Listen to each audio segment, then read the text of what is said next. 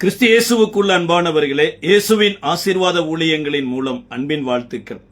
இந்த தொடர் உபவாச தியானத்துல கூட கொலோசையருக்கு எழுதின நிருபம் 2ஆம் அதிகாரம் 10வது வசனத்தின் மையத்தை வைத்து அவருக்குள் நீங்கள் பரிபூரணமாய் இருக்கிறீர்கள் என்கின்ற வசனத்தின் அடிப்படையில் ஒவ்வொரு நாளும் தேவனுடைய வார்த்தையை தியானித்து நாம் ஜெபித்து வருகிறோம். இந்த நாளிலும் கூட பரிபூரணமான நன்மையை குறித்து நாம் தியானிக்க இருக்கிறோம்.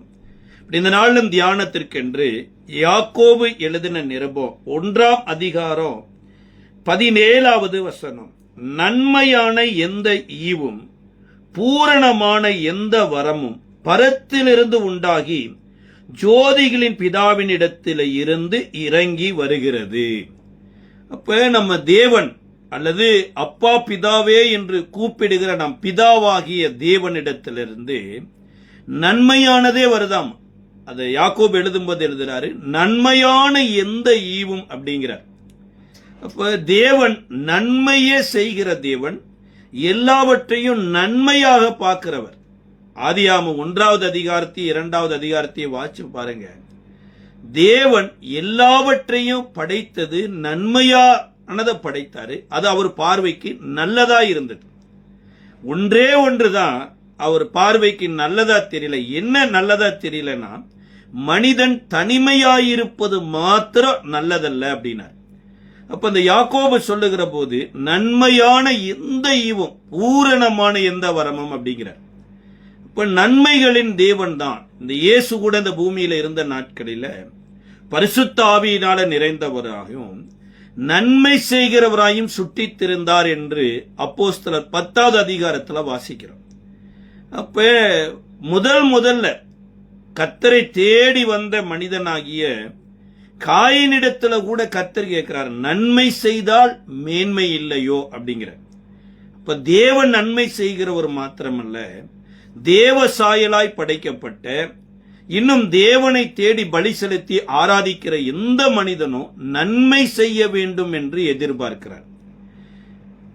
உபாகம புஸ்தகத்தினுடைய 30வது அதிகாரம் 9-10 வசனங்கள்ல கூட கர்த்தர் கானான் தேசத்துல போய், ஒருவேளை நீங்க கர்த்தருடைய வழியை விட்டு விலகிட்டீங்க, அது நிமித்தமா தேவன் உங்களை சத்துருவின் கையில ஒப்பு கொடுத்துட்டாரு, அங்க வேதனைப்படுறீங்க, கஷ்டப்படுகிறீங்க, அங்க போய் தேவனே நீர் எனக்கு ஏன் இப்படி செய்தீர் என்று கேட்காதபடி நான் ஏன் இந்த நிலைமைக்கு வந்தேன் என்று உணர்ந்து தேவனிடத்துல திரும்புகிற போது தேவன் ஒரு காரியத்தை செய்வாராமா. அதைத்தான் உபாகமம் 30வது அதிகாரத்தினுடைய 9-10 வசனங்கள்ல சொல்றாரு.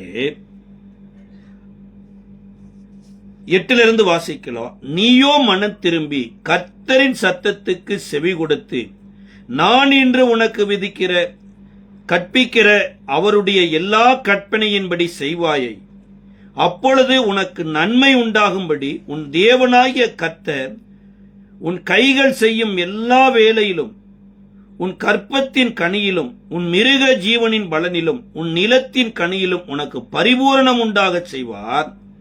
உன் தேவனாகிய கர்த்தருடைய சத்தத்துக்கு செவி கொடுத்து இந்த நியாயப்பிரமாண புஸ்தகத்தில் எழுதியிருக்கிற அவருடைய கற்பனைகளை எல்லாம், அவருடைய கட்டளைகள் எல்லாம் கை கொள்ளும் போது உன் தேவனாகிய கர்த்தரிடத்தில் உன் முழு இருதயத்தோடும் உன் முழு ஆத்மாவோடும் திரும்பும் போதும் உன் பிதாக்கள் மேல் சந்தோஷமாயிருந்தது போல உன்மேலும் நன்மை உண்டாக திரும்பவும் சந்தோஷமாய் இருப்பார். இப்ப முதலாவது காரியம், ஆண்டவர் உன் மேல சந்தோஷமா தான் இருந்தார்.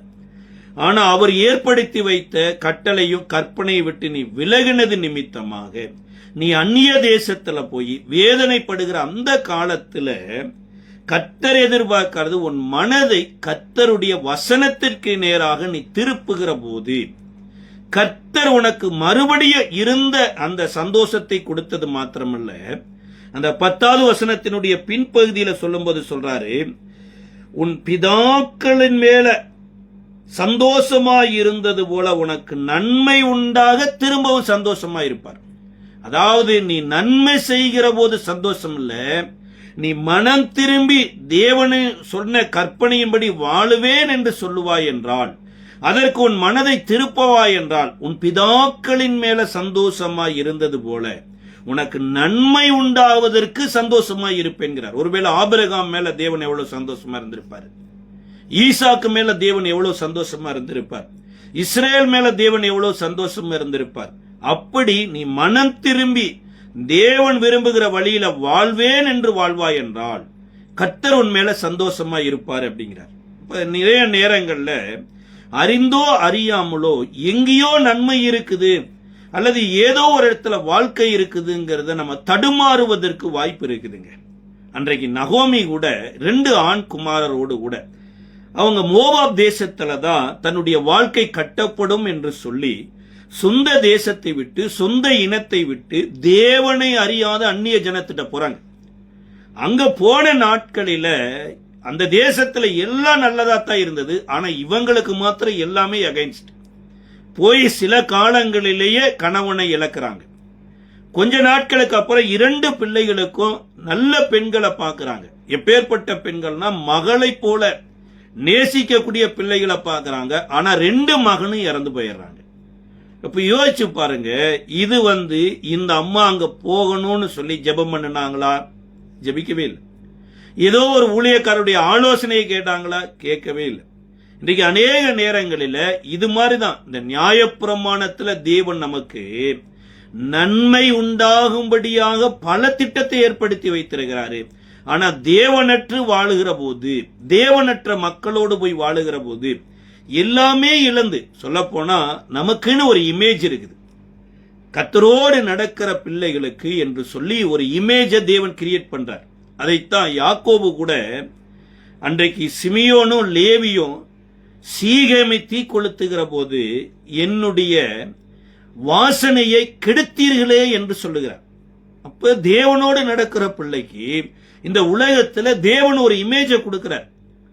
அந்த இமேஜ தேவனற்ற மக்களிடத்துல போகும்போது ஆட்டோமேட்டிக்கா அது என்ன ஆகும் அப்படின்னா மாறும். இன்னைக்கு எவ்வளவு ஆவிக்குரிய உலகத்துல சேர்ந்து மாம்சத்துக்குரியவங்க ஆவிக்குரியவங்களா கன்வெர்ட் ஆகுறாங்களோ இல்லையோ, மாம்சத்துக்குரியவங்களோடு ஆவிக்குரியவர்கள் சேர்ந்து மாம்சத்துக்குரிய விஷயத்துல தீவிரமா கன்வெர்ட் ஆயிட்டு இருக்கிறாங்க. ஆதியில கொண்டிருந்த அன்பை விட்டுறாங்க, ஆதியில கொண்டிருந்த டெடிகேஷனை விட்டுறாங்க, ஆதியில கொண்டிருந்த பரிசுத்தத்தை விட்டுறாங்க, ஆதியில கொண்டிருந்த ஒழுக்க நெறிகளை விட்டுறாங்க. அதுக்கு என்ன சாதகமா எடுத்துக்கிறாங்கன்னா, இதையே அவர் செய்யலையா, அவர் நல்லா இல்லையா, இன்னும் சில பேருக்கு இந்த ஊழியக்காரருடைய பிள்ளைகள் செய்யலையா, ஏன் அவங்கள அந்த ஊழியக்காரர் கண்டிக்காம விட்டுட்டாங்களா என்று வழிமாறினவர்களை மாதிரியாக தெரிந்தெடுத்துக் கொள்றாங்க. அப்ப இந்த நகேமியனுடைய வாழ்க்கையை போல சில நேரம் நீ அங்க போனதுக்கு அப்புறம் எல்லாமே இழந்துட்ட, இன்னைக்கு தரித்திரமாயிட்ட, அந்த நேரத்துல நீ உன் தேவனாகிய கர்த்தரிடத்தில் மனம் திரும்புவாயனா, நீ திரும்ப தேவனுடைய சமூகத்துக்கு வருவீனா, திரும்ப தேவன் உனக்கு நன்மை செய்வார் என்று எதிர்பார்த்து வருவேர் என்றா கர்த்தர் உன் மேல சந்தோஷமா இருப்பார் அப்படிங்கிறார். யோசிச்சு பாருங்க, வாழ்க்கை இப்படியே போயிருச்சு. அவ்வளவுதான். கணவனும் மோவாப்லே இறந்துட்டாரு, 2 பிள்ளைகளையும் மோவாப்லே இறந்து பலியா கொடுத்துட்டோம். நம்ம மாத்திரம் எருசலேம்ல போய் என்ன வாழ்க்கை வாழ போறோம், நாமளும் மோவாப்லே இறந்துடலாமே அப்படி என்று அந்த அம்மா நிர்விசாரமா இருந்திருந்தாங்கன்னா இயேசுவின் சரித்திரத்துல வந்திருக்க மாட்டாங்க. கட்டாயம் அந்த ரூத்து மோவாப் தேசத்துல வேற யாரோ ஒருத்தரை கல்யாணம் முடிச்சிட்டு மோவாப்பியர்களுடைய ஜெனரேஷன்ல எத்தனையோ பெண்கள் பிறந்தாங்க, எத்தனையோ பேருக்கு திருமணம் நடந்தது. அதை போல ரூத்துவும் மறக்கடிக்கப்பட்டு போயிருப்பாங்க. அப்ப கர்த்தர் தம்முடைய ஜனத்தை சந்தித்தார் என்றும் கர்த்தர் தம்முடைய ஜனத்தை ஆசீர்வதித்தார் என்றோ ரூத்துக்கு நகோமியின் மூலமாய் அறிவிக்கப்பட்டு நகோமியும் ரூத்துவும் இப்ப எருசலேமுக்கு வர்றாங்க.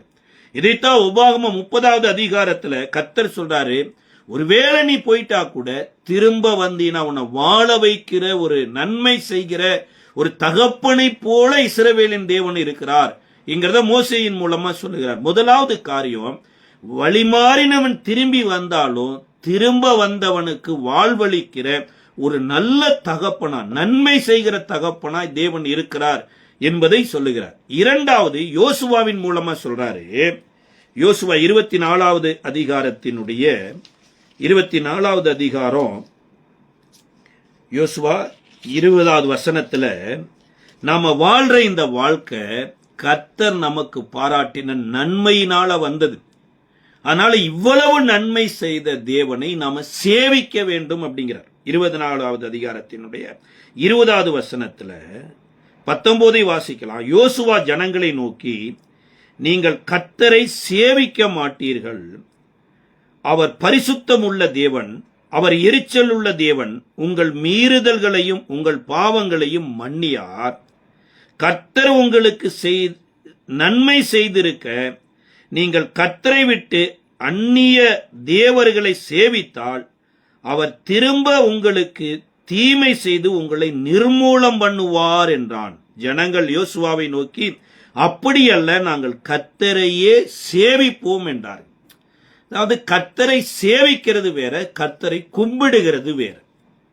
சேவகம் பண்ணுகிறது என்னன்னா, தண்டிலே சேவகம் பண்ணுகிற எவனும் பிழைப்புக்கு அடுத்த அலுவல்களில் சிக்கிக் கொள்ளாதபடி எச்சரிக்கையாயிருக்க கடவான் அப்படிங்கிறார்.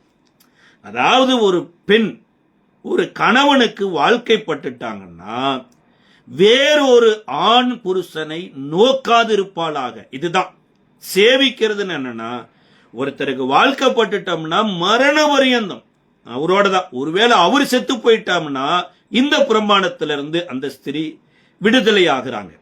அப்படி அவர் மரணம் அடையாத வரைக்கும் வாழ்நாள் முழுவதும் இப்படித்தான் வாழணும்னா அப்படித்தான் வாழணும். அப்ப இந்த இஸ்ரவேல் எப்பேற்பட்ட ஒரு வாக்கு பண்ணப்பட்ட அல்லது தன்னை அர்ப்பணித்த ஒரு கன்னியை போல தேவனை சேவிப்பதற்கு அழைக்கப்பட்டிருக்கிறாங்க. சேவிக்கிறதுனா என்னன்னா, அவர் சொன்ன எல்லாவற்றையும் அவருக்கு வாழ்க்கைப்பட்டதுனால கட்டாயம் செய்யணும். அதுதான் அவரை ஆண்டவரே என்று ஏற்றுக்கொள்ளுகிறது, இவங்களை அடிமைகளாக ஒப்பு கொடுக்கிறது. இதை குறித்து எபேசியருக்கு எழுதின நிருபத்தில் 4வது அதிகாரத்தில் பவுல் ஒரு கணவனுக்கும் மனைவிக்கும் இருக்கிற உறவு முறையை குறித்து சொல்லுகிறார். அதே பேதுரு 3வது அதிகாரத்தில் எழுதும் போது கூட பெண்கள் சொந்த புருஷருக்கு கீழ்ப்படிந்து நடக்கணும். அந்த சொந்த புருஷருக்கு கீழ்ப்படிந்து நடக்கிற போது போதனையின்றி சில பேரை நீங்க ஆதாயப்படுத்திடலாம் அப்படிங்கிறார். அதே போல புருஷர்மார்களும் விவேகத்தோடு நடந்து அவர்களுக்கு செய்ய வேண்டிய கனத்தை செய்யுங்கள் அப்படிங்கிறார். எபேசியர்ல அவரிடத்துல அன்பு கூறுங்கள் அப்படிங்கிறார். அப்ப திருச்சபையை மனைவிக்கு ஒப்பனையாகவும் தேவனை கணவனுக்கு ஒப்பனையாகவும் சொல்றாங்க. அப்ப கணவனுக்கு சேவகம் செய்வது எனப்பட்டது மனைவிக்கு கொடுத்திருக்கிற மிகப்பெரிய ஒரு பாக்கியம். ஆனா இன்றைக்கு அதெல்லாம் கிடையாது. நாங்கெல்லாம் ஈக்குவல், நாங்க கீழ்ப்படியவெல்லாம் மாட்டோம், கீழ்ப்படியறதுன்னா அப்படியெல்லாம் எங்களால முடியாது அப்படின்னு இன்றைக்கு உலகம் எதை கத்துக் கொடுக்குது அப்படின்னா, மனைவி எனப்பட்டவள் சம உரிமையுடையவள். வேதம் சொல்லுது மனைவி அடிமையா தேவன் சொல்லல, 2 பேரும் சேர்ந்து ஆண்டு கொள்ளுங்கள் தான் படைச்சாரு. ஆனா எப்படி ஆளணும்னா, கிறிஸ்து சபைக்கு தலையா இருக்கிறாரு, அதே போல புருஷன் மனைவிக்கு தலையா இருக்கிறான்.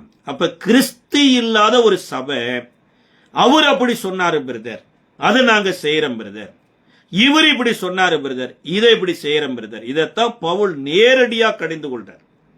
பவுலின் நாட்கள்ல சிலர் நாங்கள் பவுலை சேர்ந்தவர்கள் என்று சொன்னாங்க, சிலர் நாங்கள் அப்பல்லோவை சேர்ந்தவர்கள்னு சொன்னாங்க. இப்ப பவுல் நேரடியா கேட்கிறாரு, பவுலா உங்களுக்காக சிலுவையில மரித்தாரு, அப்பல்லோவா உங்களுக்காக சிலுவையில மரித்தாரு, அவர் என்ன சொல்லி இருக்கிறார் அதை செய்யுங்கள் அப்படிங்கிறார். இன்றைக்கு எத்தனையோ பேரு அந்த பாஸ்டர் சொல்லி இருக்கிறாரு, உங்க வீட்டுல செய்வனை இருக்குது, அதனாலதான் உங்க குடும்பத்துல சமாதானம் இல்லை, இதனால இந்த காரியத்தை செய்யுங்க, உங்க குடும்ப சமாதானம் வருங்கிறார். ஆனா இயேசு என்ன சொல்றாரு, சபைக்கு வந்த போது உன் சகோதரன் பேரில் யாதொரு குறை அங்க உனக்கு உன் மனதுல தென்படுமானா, உன் காணிக்கைய போடாம அல்லது காணிக்கை எடுத்துட்டு வீட்டுக்கும் போகாம, ஏன்னா நீ காணிக்கை எடுத்துட்டு வீட்டுக்கு போன திரும்பி வரமாட்ட, அந்த காணிக்கை அங்க வை, அந்த காணிக்கை நிமித்தமா அந்த காணிக்கை எடுத்து போடலைன்னா அதுவே உனக்கு விரோதமா சாட்சி சொல்லும், நீ இன்னும் ஒப்புரவாகாதவன் என்று சொல்லி. அதனால காணிக்கைய போடுறதுக்கு முன்னாடி காணிக்கைய அங்க வச்சுட்டு உன் சகோதரனிடத்துல ஒப்புரவாயிட்டு திரும்ப காணிக்கை போடுங்கிற. ஆனா இன்றைக்கு எத்தனையோ இடங்களில் இதை வலியுறுத்துறது கிடையாது. எந்த நேரத்தில் நம்ம வலியுறுத்துகிறோம் அப்படின்னா, கர்த்தருடைய பந்திக்கு போகிற போதுதான் வலியுறுத்துறோம். அனையா இம்மாய் ஒருவன் இந்த பந்தியில பானம் பண்ணானா, அநியாயமா இந்த அப்பத்தை எடுத்தான்னா அவன் பலவீனம் ஆயிருவான், வியாதிப்பட்டுருவான், நோய்வாய்ப்பட்டுருவான். ஆண்டவர் என்ன சொல்றாருன்னா, முதல்ல நீ போடுகிற காணிக்கையோடு கூட நீ தேவனோடு ஐக்கியப்படுகிற, தேவனுடைய பிள்ளையா அந்த பூமியில வாழ்வதற்கு தேவன் உன்னை தெரிந்தெடுத்திருக்கிறபடினால நீ ஒப்புரவாகி காணிக்கை போட்டீங்கன்னா இந்த காணிக்கை உனக்கு நன்மையை கொடுக்கும், இல்ல அப்படின்னா இந்த காணிக்கையை உனக்கு தீமையை தான் கொடுக்கும் அப்படிங்கிற. இந்த காணிக்கையை குறித்து, பரிபூர்ணமான காணிக்கையை குறித்து நம்ம தியானிக்கிற போது நம்ம பேச இருக்கிறோம். அநேகர் பரிபூரணத்துல காணிக்கையை போட்டாங்க, அந்த ஏழை விதவை பரிபூரணத்தையே காணிக்கையா போட்டுட்டாங்க. இதனுடைய முக்கியமான காரியத்தை. பட் என்ன சொல்ல வர்றார் ஆண்டவர் அப்படின்னா, சேவிக்கிறது யாரு சொன்னாங்களோ இல்லைங்க, கர்த்தர் சொல்லி இருக்கிறார் நான் இப்படித்தான் இருப்பேன். ஒருவேளை உலகம் டிவோர்ஸ என்கரேஜ் பண்ணுதான், ஐயோ தேவன் நினைத்ததை மனிதன் பிரிக்காது இருக்க கடவான்னு கர்த்தர் சொல்லி இருக்கிறாருங்க. அதனால நான் ஒருவேளை எப்படியா இருக்கட்டுமே. அந்த பெண்ணை எகிப்துக்கு போயிட்டு வந்தாங்கங்க, பார்வோனுடைய அரண்மனையில் இருந்தாங்கங்க. ஒருவேளை அந்த பெண்ணு தப்பு பண்ணிருக்குமா தப்பு பண்ணலையே அதெல்லாம் எங்களுக்கு தெரியாது. ஆனா அந்த பெண்ணுடைய கற்புள்ள ஒரு வாழ்க்கை, ஆபிரகாம அந்த பெண்ணை ஐயரவா பார்க்கறதற்கு எந்த இடத்துலயுமே இடம் கொடுக்கல. அதனாலதான் அந்த அம்மா அவரை ஆண்டவனேன்னு சொல்றாங்க. அப்ப இன்றைக்கு திருச்சபையும் அதைத்தான் கொண்டு போகிறார். அப்ப சேவிக்க மாட்டீர்கள்னா என்ன அர்த்தம்? நீங்க கட்டாயம் ஓய்வு வருடத்தை அனுசரிக்க மாட்டீங்க. ஒரு காலம் வரைக்கும் நீங்க அனுசரிப்பீங்க, அப்புறம் பொருளாசை வந்துடும். என்னது ஒரு வருஷம் தேசத்தை ஓய்வுல விடுறதா? அது எங்க போய் விடுறது? அப்படி எது கடவுள் சொல்லி இருக்கிறாரா? அதுக்கு எங்காவது வசனம் இருக்குதா அப்படின்னு சொல்லுகிற போது அதுக்கு ஏற்றமா வஞ்சகத்தை போதிக்கிற சில ஆட்கள் வருவாங்க. ஒரு வருட காலம் எல்லாம் வேண்டாம் பிரதர், நீங்க ஒரு மாசத்தை வைங்க, 11 மாசத்தை நீங்க வேலை செய்யுங்கன்னு சொல்ல வந்துருவாங்க. அப்படி வந்த போது இது கட்டாயம் நீங்க என்ன பண்ண மாட்டீங்கன்னா சேவிக்க மாட்டீர்கள். ஆனா அவங்க சொல்றாங்க நாங்கள் சேவிப்போம். ஆனா நியாயாதிபதி காலத்துல பாருங்க, நன்மை செய்த பாஸ்டருடைய பிள்ளைகளவே மறந்துட்டாங்களாம். அதாவது நியாயாதிபதிகளின் காலத்துல கிதியோனை தேவன் தேசத்துல எழுப்பின அந்த நாட்களில பாத்தீங்கன்னா ஜனங்கள் விதைத்தாங்க, மீதியானியர் வந்து வயல்களை எல்லாமே அழிச்சு போட்டாங்க. ஆனா அந்த நாட்கள்ல கிதியோன் என்ன பண்றாருன்னா, கர்த்தர் ஒருத்தர் இருப்பார்னா ஏன் இப்படி நடக்குதுன்னு கேட்டபோது அந்த நாட்கள்ல தேவதூதனே வந்து கிதியோனை சந்தித்து, பராக்கிரமசாலியே கர்த்தர் உன்னோடு கூட இருக்கிறார் என்று சொன்னாங்க. அப்பொழுது கிதியோன் தேவதூதனை பார்த்து கேட்கிறாரு, கர்த்தர் இருந்தார்னா ஏன் இப்படி நடக்குது? அப்ப தேவதூதன் சில ஆலோசனை கொடுத்து அதன்படி மிகப்பெரிய ஒரு யுத்தம் நடக்குது. இந்த யுத்தம் நடந்து கிதியோன் மரித்ததுக்கு அப்புறம் நியாயாதிபதிகளின் புஸ்தகம் 8வது அதிகாரத்தினுடைய 35வது வசனத்துல 34 வாசிக்கலாம். இஸ்ரவேல் புத்திரர் தங்களை சுற்றிலும் இருந்த தங்கள் எல்லா சத்துருக்களின் கைகளில் நின்றும் தங்களை ரட்சித்த தேவனாகிய கர்த்தரை நினையாமலும், அதாவது கர்த்தரையும் நினைக்கல. அடுத்து கிதியோன் என்னும் எருபாகேல் இஸ்ரவேலுக்கு செய்த சகல நன்மைக்கு தக்க தயவை அவன் வீட்டாருக்கும் பாராட்டாமல் போயிட்டாங்க. அதாவது பாஸ்டர் ஊழிய செய்யற வரைக்கும் பாஸ்டரை ஆனர் பண்ணினவங்க பாஸ்டர் இறந்ததுக்கு அப்புறம் பாஸ்டரோட பிள்ளைக்கே இடம் இல்லாம பண்ணிட்டாங்க. அப்ப நன்மையை மறக்கிற இஸ்ரவேலர் இவங்களா சேவிக்க போறாங்கன்னு யோசுவா முன்னாடியே சொல்லிட்டார். அப்ப இன்றைக்கு நீங்களும் நானும் அநேக நேரங்களில இந்த இஸ்ரவேலரை போலதான் மாறி விடுகிறோம். ஒரு காலகட்டத்தில் நெருக்கத்தில் இருக்கும்போது, மரண படுக்கையில் இருக்கும்போது தேவன் எனக்கு நன்மை செய்யணும்னு நினைக்கிறோம். அன்னைக்கு எசேக்கியா ராஜா எப்படி கேன்சர் வியாதினால பாதிக்கப்பட்ட போது சுவர்புறமாய் பார்த்து ஜெபம் பண்ணி அழுதது போது கர்த்தர் அவர் ஜெபத்தை கேட்டார். அவருக்கு சுகத்தை கொடுக்கிறார், 15 வருஷம் கூட்டி கொடுக்கிறார்.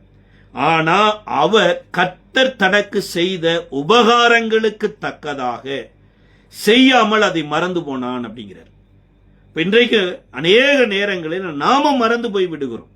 ஆனா தேவன் நன்மையை மாத்திரம் செய்கிறவர், அவரிடத்துல நன்மை மாத்திரம்தான் இருக்குது. அதனாலதான் யாக்கோபு 1:17 சொல்றாரு, நன்மையான எந்த ஈவும் பூரணமான எந்த வரமும் பரத்திலிருந்து உண்டாகி ஜோதிகளின் பிதாவினிடத்திலிருந்து இறங்கி வருதுங்கிறார். அப்ப தீமைக்கு நன்மை செய்யக்கூடிய ஒரு இருதயத்தை கர்த்தர் நமக்கு தரணும்.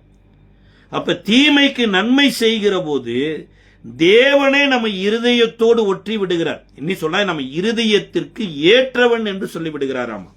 இதை குறித்து 1 சாமுவேலின் புஸ்தகத்தினுடைய 24வது அதிகாரத்துல சவுல் இன்றைக்கு தாவீதின் கையில நல்ல அகப்பட்டு விடுகிறார். 17, 18, 19 வசனத்துல 1 சாமுவேல் 24வது அதிகாரம் 17, 18, 19ல சவுல் தாவீதை பார்த்து சொல்றாரு, தாவீதை பார்த்து, நீ என்னை பார்க்கலும் நீதிமான், நீ எனக்கு நன்மை செய்தாய், நானோ உனக்கு தீமை செய்தேன். நீ எனக்கு நன்மை செய்ததை இன்று விளங்க பண்ணினாய். கர்த்தர் என்னை உன் கையில் ஒப்பு கொடுத்திருந்தும் நீ என்னை கொன்று போடவில்லை. ஒருவன் தன் மாற்றானை கண்டுபிடித்தால் அவனை சுகமே போக விடுவானோ? இன்று நீ எனக்கு செய்த நன்மைக்காக கர்த்தர் உனக்கு நன்மை செய்வாராக. சில நேரம் இப்படித்தாங்க, தீமையே செய்து கொண்டு இருக்கிற நமக்கு தேவன் நன்மையே செய்கிறாராம். இந்த சவுல் தாவீதுக்கு தீமையே தான் செய்து கொண்டு வந்தார். கிடைக்கிற இடத்துல கொலை செய்யலாம் என்று தீ வைத்துக் கொண்டேதான் இருந்தார். ஆனா இந்த தாவீதுக்கு ஒரு பை சான்ஸ் கிடைச்ச போது தாவீது சவுலை கொலை செய்வதற்கு பதிலாக நான் உனக்கு எதிரி இல்லை என்பதை விளங்க வைத்தார். நாம அப்படி இருக்கிறோமா? நிறைய நேரம் யோசிச்சு பாருங்க. நமக்கு நிறைய விரோதமா எத்தனையோ பேர் செய்யறாங்க, எத்தனையோ பேர் பிராது பண்றாங்க, எத்தனையோ தேவையில்லாத கண்டம்ட் எல்லாம் கொடுக்கறாங்க. அவங்களுக்காக நம்ம எப்படி ஜெபம் பண்றோம்? நம்ம தேவன் பூரணமான நன்மையை நமக்கு கொடுக்கணுமா இருந்தா முதலாவது தீமை செய்கிறவர்களுக்கும் நாம நன்மை செய்கிறவர்களா இருக்கணும் பாருங்க. அந்த தீமை செய்கிறவர்களுக்கு தாவீது ஏதோ சொல்லிட்டு போகல. லைவ்ல அன்றைக்கு மாதிரி இயேசு மரித்து உயிர் தெழுந்து இன்றைக்கு ராஜ்யத்தின் பிள்ளைகளா நீங்களும் நானும் வாழுகிற போது இந்த வேதாகமம் இருக்கிற மாதிரி அன்றைக்கு தாவீதுக்கு ஆசாரியனோ இந்த வேதாகமோ இல்லாமல் இருந்தும் தாவீதுக்கு கிடைத்த அந்த அபிஷேகத்துல தாவீது தீமை செய்த சவுலுக்கும் நன்மையே செய்தார். அப்ப நன்மை செய்கிற போது இப்ப தேவனிடத்திலிருந்து ஆசீர்வாதம் வந்ததோ இல்லையோ, எதிரியினிடத்திலே ஆசீர்வாதம் வருது. என்னன்னா, நான் உனக்கு தீமை செய்ய மனதா இருந்தேன், நீ எனக்கும் நன்மை செய்த. அப்ப நீ செய்த நன்மைக்காக கர்த்தர் உனக்கு இன்னும் நன்மை செய்வார். சார், உலகமே தீமை செய்து கொண்டே போகட்டுங்க. உலகத்தில் இருக்கிற தலை சிறந்த தலைவர்கள் எல்லாம் தீமை செய்து கொண்டே போகட்டுங்க. இவருக்கு முன்னோடியா இருக்கிறது யாருன்னா இந்த சவுல் தான். சவுல் தான் இன்னைக்கு இஸ்ரவேலை ஆட்சி செய்து கொண்டிருக்கிறார். தேவனோடு சீனியரும் கூட, இவர் ராஜாவும் கூட. இவர் தீமை செய்கிறபடியே தாவீதும் காப்பி அடிச்சு தீமை செய்கிறவராய் இருந்திருந்தா சத்துருவனிடத்திலேயே நன்மை ஆசீர்வாதமா வந்திருக்காது. இன்றைக்கு நீங்களும் நானும் வழிமாறி போகிறவர்களை காப்பி அடிக்கிறோமே தவிர நானே வழியும் சத்தியம் ஜீவனுமாய் இருக்கிற இயேசுவை காப்பி அடிக்க மறந்து போய் விடுகிறோம். ஆனா தாவீது அன்னைக்கு பாருங்க, ஒரு லைவ் கிறிஸ்டியன்னா இப்படித்தான் இருக்கணும் என்பதற்கு அடையாளமா வாழ்ந்ததுனால சவுலினிடத்திலேயே பேர்பட்ட ஆசீர்வாதத்தை பெறுகிறார். ஆனா இதுக்கு அப்புறம் வந்த இஸ்ரவேலின் ராஜாவுக்கு நடக்கிறதெல்லாம் நன்மையா நடக்கணும், அவரு மாத்திரம் தேவனுக்கு பிரியமான வழியில நடக்க மாட்டார். ஆகாப் ராஜாவை குறித்து 1 ராஜாக்களின் புஸ்தகம் 22வது அதிகாரம் 13வது வசனத்திலையும் 2 நாளாகவும் 18வது அதிகாரம் 12 17 வரைக்கும் யோசேபாத் ராஜாவோடு சேர்ந்துட்டு சில இஸ்ரவேலுக்கு விரோதியா இருக்கிற மக்களோடு யுத்தம் பண்ண போக போறார். ஆனா இந்த ஆகாப் ராஜா தான் கூட வச்சிருந்த அந்த நாட்கள்ல இருக்கிற தீர்க்கதரிசிகள் எல்லாமே என்னன்னா ராஜாவுக்கு ஃபேவரா துதிபாடுகிறது தான், ராஜாவுக்கு பிரியமானபடி சொல்றது. தீர்க்க தரிசனம் கூட ராஜா எப்படி நமக்கு வேணுங்கிற அளவுக்கு காணிக்க கொடுப்பாரோ அவ்வளவுக்கு ஃபேவரா தீர்க்க தரிசனம் சொல்றது. வேணுங்கிற அளவுக்கு வீட்டுக்கு தேவையானதை கொடுக்கிறாரோ அந்த அளவுக்கு வலிய தீர்க்க தரிசனம் சொல்றது. ஆனா அவர்கள் நடுவுல மிகாயா எனப்பட்ட ஒரு தீர்க்க தரிசி இருந்திருக்கிறார். அந்த மிகாயா தீர்க்க தரிசிய இந்த ஆகாப் ராஜாவுக்கும் பிடிக்காது. ஆனா யோசேபாத் ராஜா எனப்பட்டவரு இவரோட சம்பந்தம் கலந்திருந்தாலும் தேவனோடு கூட கொஞ்சம் ஒரு தொடர்புல இருந்த மனுஷன் கர்த்தரிடத்திலிருந்து விசாரிக்கிற தீர்க்கதரிசி யாராயில் இருக்கிறாங்களா அவங்கள கூட்டு கொண்டு வானா எலியா இருந்த காலகட்டம் தான். ஆனா எலியாவையும் இந்த ஆகாப் ராஜாவுக்கு கர்த்தர் மறைச்சிட்டார். அப்ப மிகாயா தீர்க்கதரிசி ஒருத்தர் இருக்கிறான், அவன் எனக்கு ஃபேவரா சொல்ல மாட்டான், எனக்கு அகைன்ஸ்டா தான் சொல்லுவான் என்ற போது, உமக்கு அகைன்ஸ்டா சொன்னாலும் பரவாயில்ல, அந்த மனிதன் தேவனுடைய தீர்க்கதரிசி, நான் அழைத்து கொண்டு வானா. அழைக்க போன தீர்க்கதரிசிகளில் ஒரு தீர்க்கதரிசி சொல்றாரு, நாங்கெல்லாம் ராஜாவுக்கு நன்மையாகவே தீர்க்க தரிசனம் சொல்லிட்டோம், தயவு செய்து நீரும் எங்களை மாதிரியே பாட்டு பாடு. அதாவது நாங்க ஒரே ராகத்துல பாடி இருக்கிறோம், நீரு அதே ராகத்துல பாடு, வேற ராகத்துல இது பாடிடாது. என்ன ராகம்? தேசத்துல சாராயம் ஏராளம் தாராளமா விற்கப்படும், கர்த்தர் தமிழ்நாட்டை எல்லையில்லாமல் ஆசீர்வதிக்க போகிறார். இன்னும் விபச்சாரங்கள் வெளியரங்கமா ஹைவேஸ்ல நடக்கும், கர்த்தர் தமிழ்நாட்டை ஆசீர்வதிக்க போகிறார். இன்னும் இனி சொல்லப்படுகிற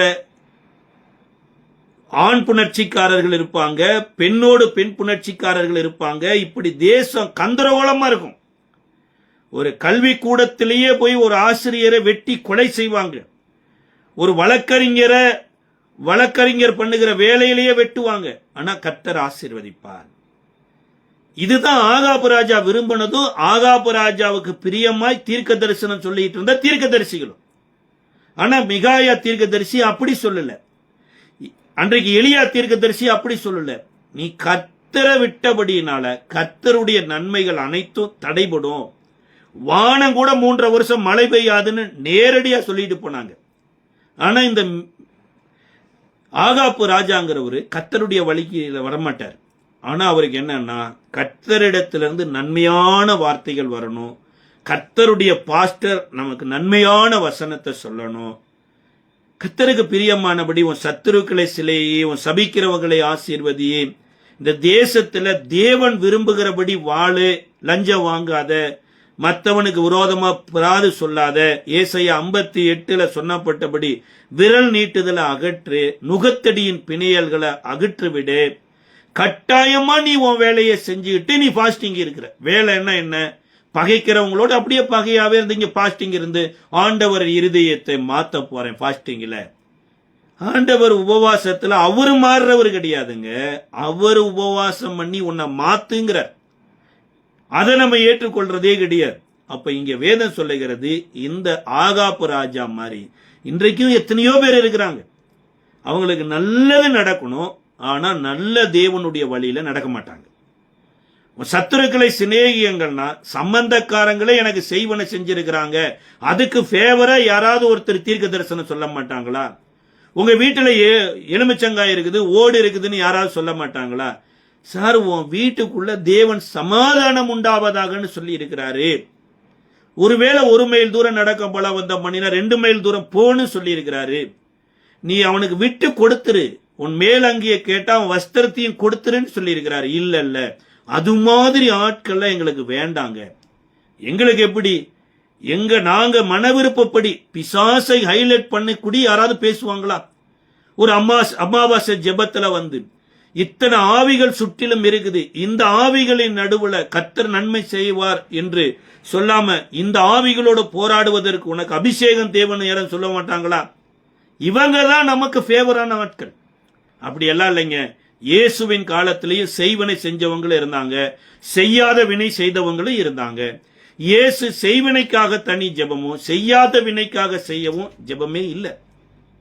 இப்ப தேவனிடத்துல எதை நன்மையா எதிர்பார்க்கிறார்னா, சிங்க கெபிகளின் நடுவுல இருந்தாலுமே நீ தேவனுக்கு பிரியமான வாழ்க்கை வாழ்ந்தீனா, தேவன் நன்மை என்று சொன்னதை நீ தெரிந்தெடுத்தீனா, சிங்கமே உன்னுடைய உயர்வுக்கு உதவி செய்யக்கூடியதா மாறுங்கிறார். சார், வெளிப்படுத்தின விசேஷத்துல 12வது அதிகாரத்துல இந்த வலுசற்பம் என சொல்லப்பட்ட பிசாசை குறித்து தொடர்ச்சியா சொல்லப்படுது. முதலாவது, இந்த வலுசற்பம் ஆண்குமாரனை விழுங்கும்படி காத்து கொண்டிருக்குதுங்க. தேவன் ஆண்குமாரனை காப்பாற்றுகிறார். இரண்டாவது, இந்த ஆண்குமாரனை பெற்றெடுத்த ஸ்திரிய அத பூமியிலிருந்து ஜலப்பிரவாகத்தினால அள்ளி போகும்படி தன் வாயினால இருக்கிற ஜலப்பிரவாகத்தை கக்குது. பிள்ளையவே காப்பாற்ற தெரிஞ்ச தேவனுக்கு பிள்ளைய பெத்த அம்மாவை காப்பாற்ற தெரியாதா என்ன? பிள்ளையவாதும் வேற மாதிரி காப்பாத்தினார். பிள்ளைய பெத்த அம்மாவை காப்பாத்துறதுக்கு பூமி அதுக்கு சப்போர்ட்டிவா, அது பூமி பிளந்து கக்கினத விளங்கிருச்சாமா. இதுக்கு அப்புறம்தான் இயேசு கிறிஸ்துவினுடைய சுவிசேஷத்தை சொல்லுகிறவர்களுக்கும் அவருடைய சாட்சிகளுக்கு விரோதமாக பூமியிலே இந்த வலு சர்ப்பம் புறப்பட்டு வந்ததாம். அப்ப அந்த இரண்டு பேரையும் காப்பாற்ற தெரிந்த தேவனுக்கு இங்க இயேசுவின் சாட்சிகளாகிய உங்களையும் என்னையும் இயேசுவினுடைய சுவிசேஷத்தை அறிவிக்கிறவர்களுக்கு எதிராக வருகிற வலு சர்ப்பத்திலிருந்தும் காப்பாற்ற தேவனால முடியும். நம்ம எதை பார்க்க வேண்டாம்னா, அதை கக்குனதையும் பார்க்க வேண்டாம், அதை வாயில இழுத்து போட்டதையும் பார்க்க வேண்டாம். இவைகளின் நடுவில் காப்பாற்றுகிற ஒரு நல்ல தேவன் இருக்கிறார். இஸ்ரவேலர் வனாந்தரத்துல உறங்கி கொண்டிருந்தாங்க.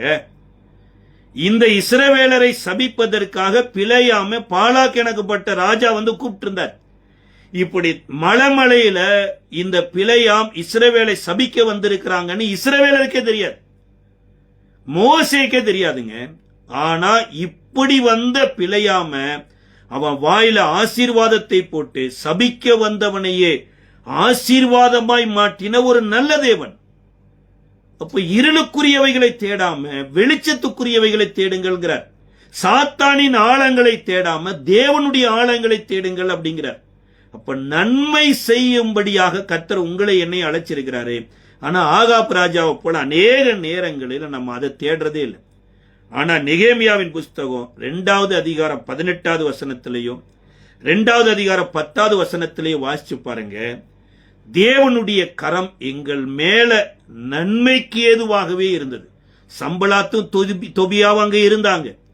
தொபியா பண்ணின பிளான் எல்லாம் ஒரு பக்கம் போயிட்டு இருந்தது, சம்பளாத்து பண்ற ஒரு பிளான் எல்லாம் போயிட்டு இருந்தது.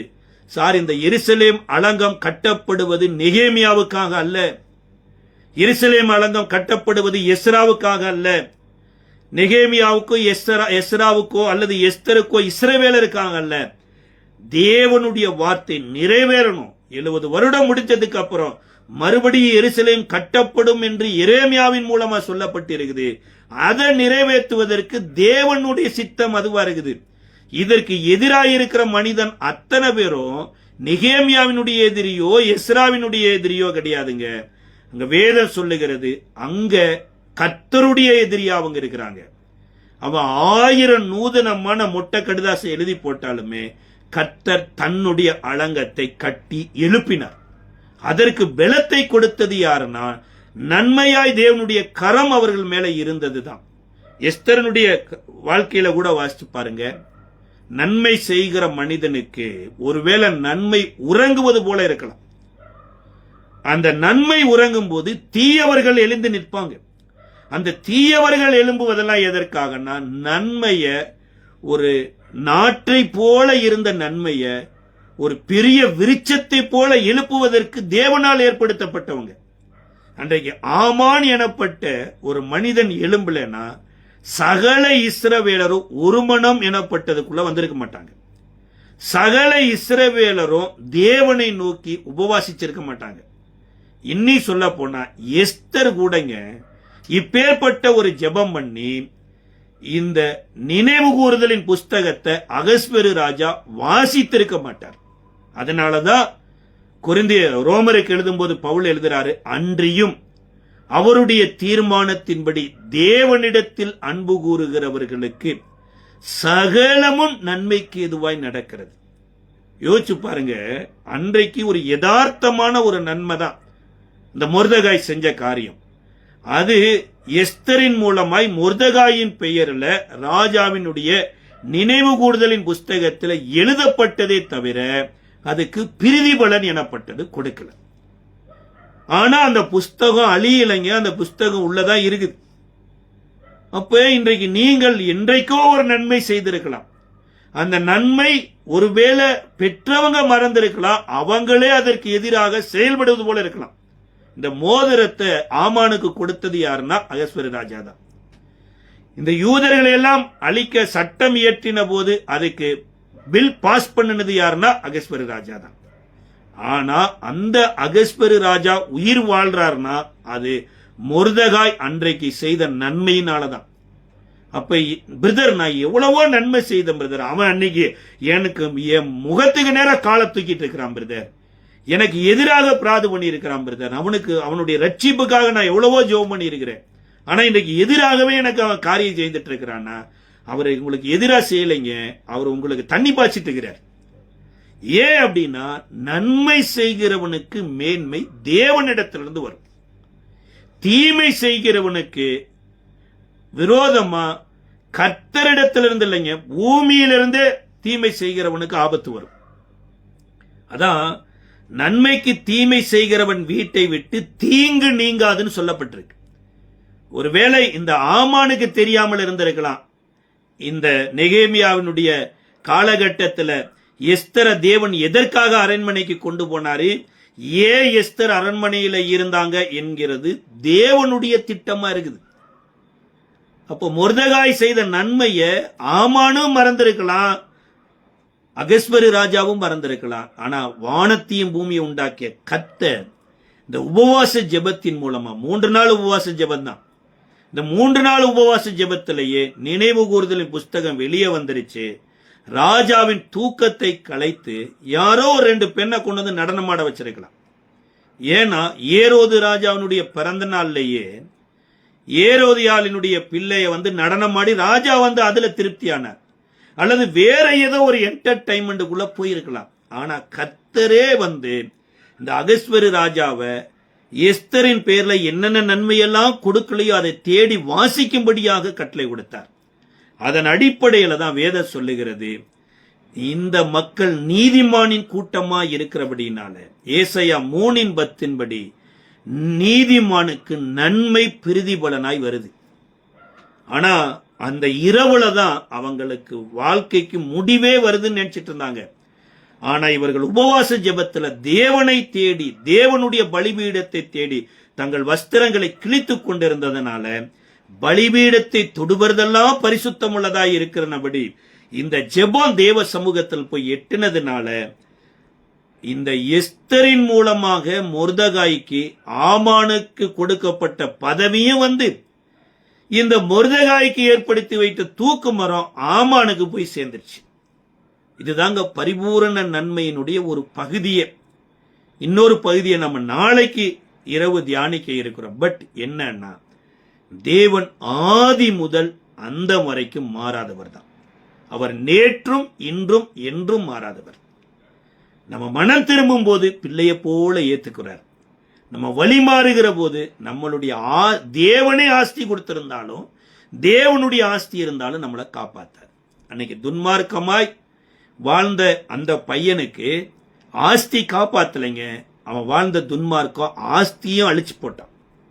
ஆனா தேவனிடத்திற்கு திரும்பி வருகிற போது, தகப்பனிடத்திற்கு திரும்பி வருகிற போது, 3வது ஒரு பிள்ளை பிறந்துச்சுன்னா அந்த பிள்ளைக்கு எப்படி புதிதாக ஒரு ஆஸ்தி கொடுப்பாரோ, அதே போல இந்த திரும்பி மனம் திரும்பி வந்த பிள்ளைக்கு திரும்ப பிறந்த பிள்ளை என்கின்ற ஒரு அந்தஸ்துல இழந்து போன அத்தனையும் திரும்பி கொடுத்தார். மோதிரத்தை கொடுத்தாரு, பாதரட்சியை கொடுத்தாரு, வஸ்திரத்தை கொடுத்தாரு, வேலைக்காரிகளை கொடுத்தாரு, இன்னும் பெரிய விருந்து கொடுத்தாரு. ஆனா இவர் வந்த விருப்பமெல்லாம் வேலைக்காரில் ஒருவனாக ஏற்றுக்கொள்ளணும் தான். ஆனா அவர் நன்மை மாத்திரம் செய்கிறவர். அதனாலதான் காயின் இடத்துல கேட்டாரு, நன்மை செய்தால் மேன்மை இல்லையோ? அப்ப இன்றைக்கு நீங்களும் நானும் கிறிஸ்து இயேசுவுக்குள்ள நற்கிரியைகள் செய்வதற்கு சிருஷ்டிக்கப்பட்டிருக்கிறோம். தேவன் நமக்கு நன்மை செய்திருப்பார்னா அவரை சேவிக்கணும். அவர் சில விஷயத்தை விட்டுருங்க அப்படின்னா விட்டுறணும் பாருங்க, சில விஷயத்தை கொடுத்துருங்க அப்படின்னா கொடுத்துறணும். அதை நம்ம கொடுக்க மாட்டோம் என்று ஒரு ஐஸ்வர்யமான ஒரு வாலிபன் இயேசுவை விட்டுட்டு போனோம்னா அங்கதான் ஆண்டவர் சொல்றாரு, ஒரு ஐஸ்வர்யவான் தேவனுடைய ராஜ்யத்தில் பிரவேசிப்பதை பார்க்கிலும் ஒட்டகமானது ஊசியின் காதில் நுழைவது லகுவா இருக்கும். ஆனா 1 தீமோத்தேயு 6 சொல்லும்போது சொல்றாரு, இவ்வுலகத்தில் ஐஸ்வர்யவான்கள் இருமாப்பான சிந்தையுள்ளவர்களாயிராமல் சகலவித நன்மைகளையும் சம்பூர்ணமாய் கொடுக்கிற ஜீவன் உள்ள தேவனிடத்தில் திரும்பணுங்கிற. இன்றைக்கு நீங்களும் நானும் ஐஸ்வர்யத்தை நன்மையா இல்லைங்க, ஐஸ்வர்யத்தை தேவனுக்கென்று நன்மைக்கு பயன்படுத்த கர்த்தர் உதவி செய்வார். இந்த நாள்ல நம்ம ஜெபிக்கலாமா? கர்த்தர் ரொம்ப நல்லவர், சகலவித நன்மைகளையும் சம்பூர்ணமாய் கொடுக்கிற ஜீவன் உள்ள தேவன். ஒருவேளை நம்ம நன்மை செய்து ஒருவேளை பாடு அனுபவித்தோம்னா பேதுரு எழுதுறாரு, அதுதான் நமக்கு மேன்மைங்கிறார். நான் அகஸ்வர ராஜாவை காப்பாத்தினே, அந்த ஆளே என் தலைக்கு கத்தியை கொண்டு வந்துட்டானா அப்படின்னு நீங்க கலங்க வேண்டியதில்லை. ஏன்னா கிறிஸ்து நமக்கு தலையா இருக்கிறாரு. அந்த தலையினுடைய அனுமதி இல்லாம நம்ம தலை போகவே போகாது. இதுல இன்னும் தேவனோடு நெருங்குவதற்கு இந்த உபத்திரவம் நமக்கு உதவி செய்திருக்கு. அதனாலதான் தாவீது ஒரு இடத்துல சொல்றாரு, நான் உபத்திரவப்படுவதற்கு முன்னே வழி தப்பி திரிந்தேன், இப்பொழுதோ உம்முடைய வசனங்களின்படி நடக்கிறேன். நான் உபத்திரவப்பட்டது எனக்கு நல்லது, நன்மை அப்படின்னார். அப்ப இந்த நாளிலும் கூட பரிபூர்ணமான நன்மையை தேவனிடத்திலிருந்து பெறுவோம். நாளைக்கு இந்த நன்மையினுடைய இன்னொரு பகுதியை நம்ம தியானிக்க இருக்கிறோம். நம்ம ஜெபிக்கலாம். கிருபை நிறைந்த நல்ல ஆண்டவரே, ஒருவேளை நாங்களும் ஆண்டவரே அந்த யூதர்களைப் போல ஏதோ ஒரு நெருக்கத்தில் இருக்கலாம். நாங்கள் செய்த நன்மையை மறந்து நன்மையை பெற்ற மக்களே எங்களுக்கு எதிராக இருக்கலாம். ஆனால் ஆண்டவரே, நினைவு கூறுதல் எனப்பட்ட புஸ்தகத்துல அகஸ்வரி ராஜா எழுதி வைத்து திரும்ப கொடுத்ததை பார்க்கிறோம். நன்மை செய்தால் மேன்மை இல்லையோ என்று பரலோகத்தின் தேவன் நீ சொல்லியிருக்கிறீரப்பா. அப்படி இந்த நாளிலும் கூட நீர் எங்களுக்கு பாராட்டி இருக்கிற நன்மைக்காய் ஸ்தோத்திரம். நாங்கள் உண்மையே சேவித்து வாழ உதவி செய்யும், அந்நிய தெய்வங்களை அல்ல. ஆண்டவரே, எங்களுக்கு நன்மை செய்தவர்களுடைய பிள்ளைகளை மறந்த இஸ்ரவேலரை போல அல்ல. இயேசுவே, எங்களுக்கு நன்மை செய்தவர்களையும் நன்மை செய்தவர்களுடைய பிள்ளைகளுக்கும் நாங்கள் நன்மை செய்ய எங்களுக்கு கிருபை தாரும், ஆசீர்வதியும் பலப்படுத்தும். இயேசுவின் நாமத்தில் ஜெபிக்கிறோம் நல்ல பிதாவே, ஆமென்.